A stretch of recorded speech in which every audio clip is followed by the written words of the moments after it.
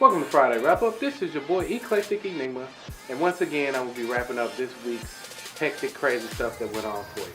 We're going to start it off with the Nillaplease Award. And if this is your first rodeo with me, allow me to introduce Nillaplease. It's basically the award that goes out to the top stories that are what the hell is going on. And we're going to start that off with a dude from Florida, 52-year-old, that was sniffing feet. Cops on lookout for foot fetishist after FIU library sneak attack.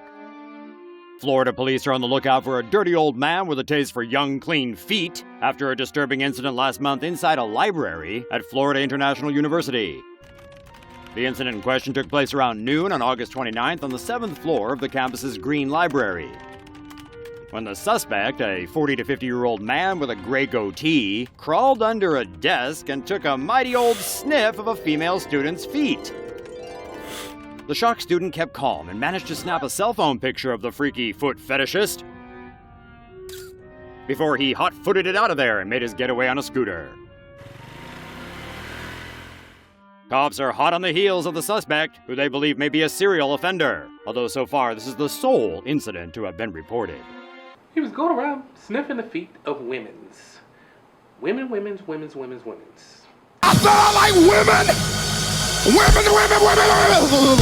I wonder what was going through his damn head. I mean, was he like...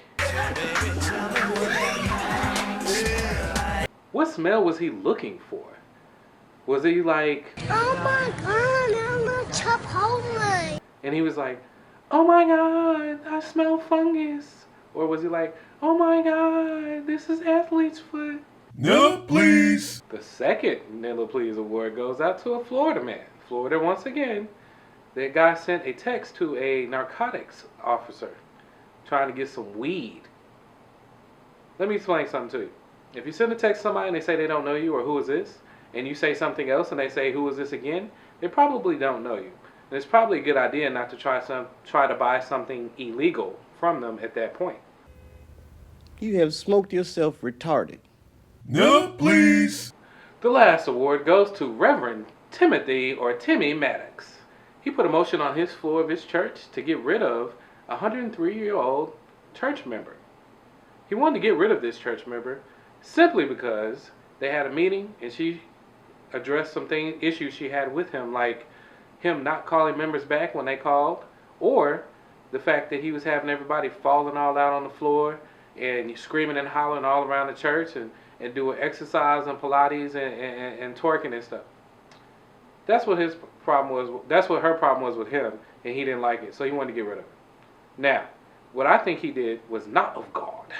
The pastor had his panties in a bunch, and he wanted to get rid of the lady because she had been there forever, and he didn't like her anymore. So, I could be wrong. It could be the fact that everything he does and everything he's doing is of God. Let the bodies hit the floor. Let the bodies hit the floor. Let the bodies hit the floor. Let the bodies hit the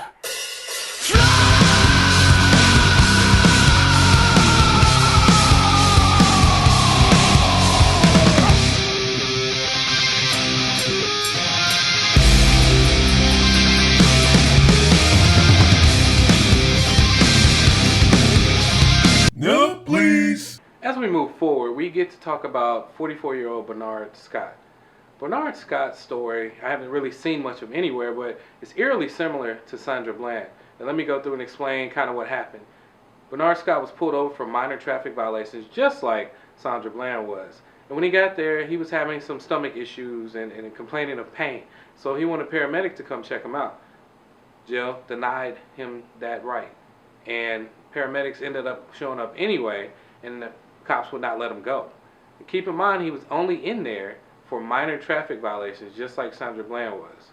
So he kept complaining.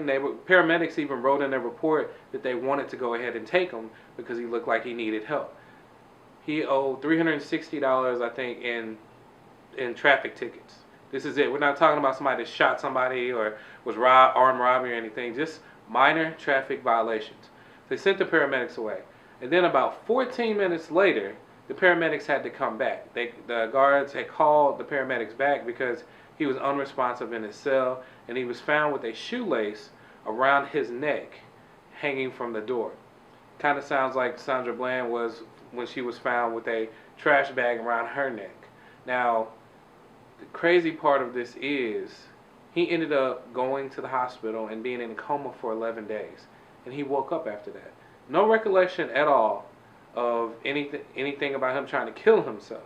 And this actually happened in 2014. The video finally comes out this year, and all the parts are clear except the part about him being in a jail cell. It's real grainy looking, and you can't actually tell what's going on. But this is a year later. Anything could have happened to those tapes. Now, it brings me back to Sandra Bland, because we saw the tapes with her, but some of those are kind of grainy as well. And she mysteriously tried to hang herself, and all it was a minor traffic violation. And she shouldn't even been pulled over. You should just let her go. But what I submit to you is, what is the problem here? What are we seeing is a reoccurring thing and stuff like this? If he hadn't woken from that coma, where would we be at? He just would have been another dead guy, and he had his rights violated, over $360 worth of unpaid tickets, and they didn't want to get him seen. And it brings me to another issue of kind of stereotyping or treating bad of brown and black people, and that's 14-year-old Ahmed Muhammad.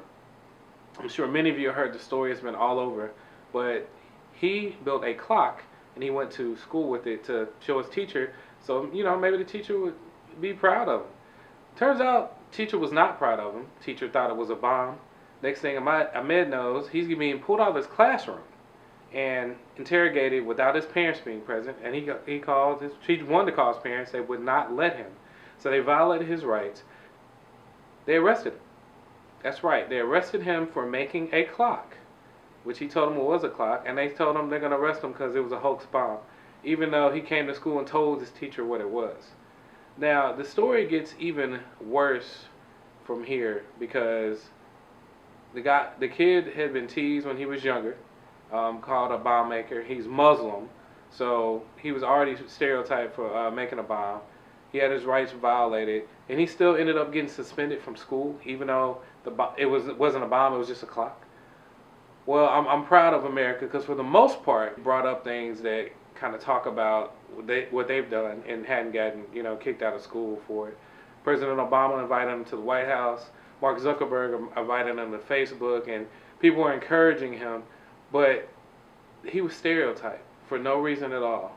And this could stifle this young man's ability to even be able to continue to create and think, which is what all of us should be doing in the first place. So think about this for a second. They thought it was a bomb. They evacuated the school, right? No, they did not evacuate the school. So you arrest him, say it was a hoax bomb, but you never even called the bomb squad to check it out. So you must have believed that it was a clock like he said. Why are you still arresting him? Islamophobia is what I believe the issue is at hand right here. And it's because he's brown and he's a Muslim, he must be a bomb maker.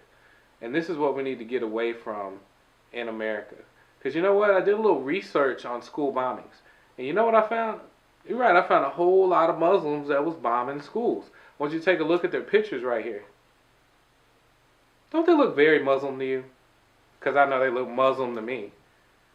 The point of these pictures, and what I'm saying here with my sarcasm, is that I don't see any Muslims bombing schools. So we need to stop the stereotyping. And I will leave you with this thought. Every hue has bad people, and every hue has good people. Why don't you try to go out and learn about some different people, or hang out with some people from different cultures and ethnicities, so you can understand that what the media portrays most of the time is a false narrative of certain people. For instance, black on black crime, like nobody else has any crime that's any other color. Like it's the only one, which is just a bunch of bullshit.